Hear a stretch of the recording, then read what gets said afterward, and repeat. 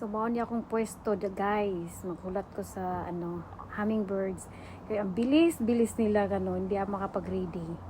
So, dito lang ako magmaritis. Kasi ang bilis nilang lumipad. Ayan. Dito lang ako nagpahiti. Oh, bilis silang, hindi ka makapag-ready, lipad agad.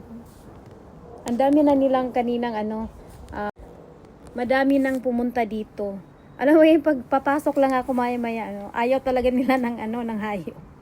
May kupitin siya. Ayun, maggulo ka dyan, ha? Huwag ka dyan, yaya, pasok ka sa loob, chismosa ka. Kaya, yun.